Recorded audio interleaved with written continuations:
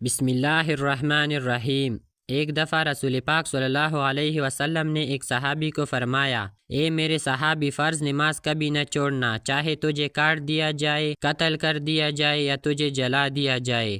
جبکہ آج ہم نے نماز جیسی اہم عبادت کو پس پشت ڈال دیا ہے، دنیا کے کاموں میں زیادہ مصروف رہنے لگے ہیں اور کہتے ہیں کہ اس کام سے فارغ ہو کر نماز پڑھ لوں گا، حالانکہ نماز کا وقت ہو تو سارے کام چاہے کتنے ہی اہم کیوں نہ ہو چھوڑ دینے چاہیے اور نماز ادا کرنی چاہیے، کیونکہ اللہ تعالی نے ہمیں اپنی عبادت کے لیے اس دنیا میں بھیجا ہے۔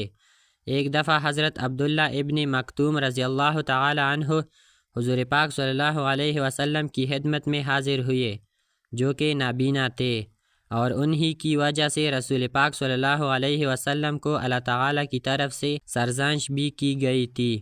یہ صحابی رسول اللہ صلی اللہ علیہ وسلم کی خدمت میں حاضر ہوئے اور نماز بجماعت نہ پڑھنے کی عذر پیش کی۔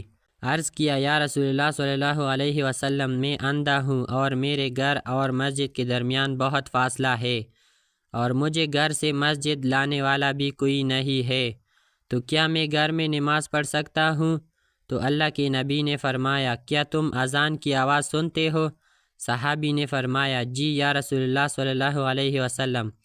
تو آپ نے کہا کہ پھر مسجد میں آ کر نماز پڑھنے پڑے گی۔ انہوں نے پھر عذر پیش کیا کہ یا رسول اللہ، میرے گھر اور مسجد کے بیچ میں درخت ہے اور ہردار جھاڑیاں ہے، میں اندھا ہوں، مجھ سے چلا نہیں جاتا، تو مجھے ڈر ہے کہ میں گر جاؤں گا اور اپنے آپ کو نقصان پہنچا بیٹھوں گا، کیا میں گھر میں نماز پڑھ سکتا ہوں؟ آپ صلی اللہ علیہ وسلم نے سوال کیا کہ کیا تمہارے گھر میں اذان کی آواز پہنچتی ہے؟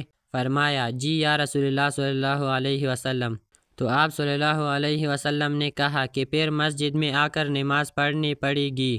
پھر عذر پیش کیا کہ یا رسول اللہ صلی اللہ علیہ وسلم، میرے گھر اور مسجد کے بیچ میں ہونہار درندے اور جانور ہے، میں اندھا ہوں اور مجھے نظر نہیں آتا، تو کہیں مجھے کوئی جانور نقصان نہ پہنچا دے اور مجھے اپنا شکار نہ بنا لے، کیا میں گھر میں نماز پڑھ سکتا ہوں؟ اللہ کے نبی نے فرمایا، نہیں، اگر اذان کی آواز آتی ہے تو۔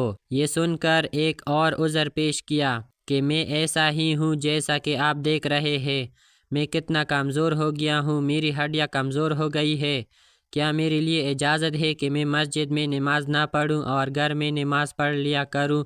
تو آپ صلی اللہ علیہ وسلم نے فرمایا، کیا تمہیں آواز آتی ہے، حیا علی الصلاۃ، حیا علی الفلاح؟ تو فرمایا، جی یا رسول اللہ صلی اللہ علیہ وسلم۔ تو فرمایا، پھر نماز ہے تو مسجد میں ہی ہے۔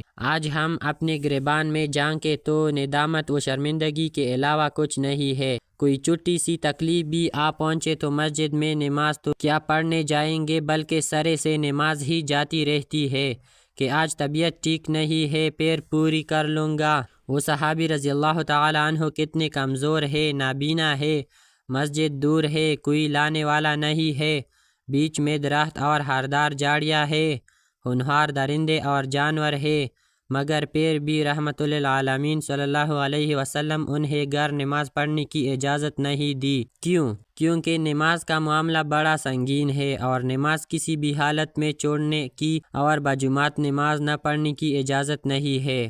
اللہ تعالی ہم سب کو 5 وقت بجماعت نماز ادا کرنے کی توفیق عطا فرمائے، آمین۔ اس طرح کی مزید اسلامی ویڈیوز دیکھنے کے لیے چینل کو سبسکرائب کر لے۔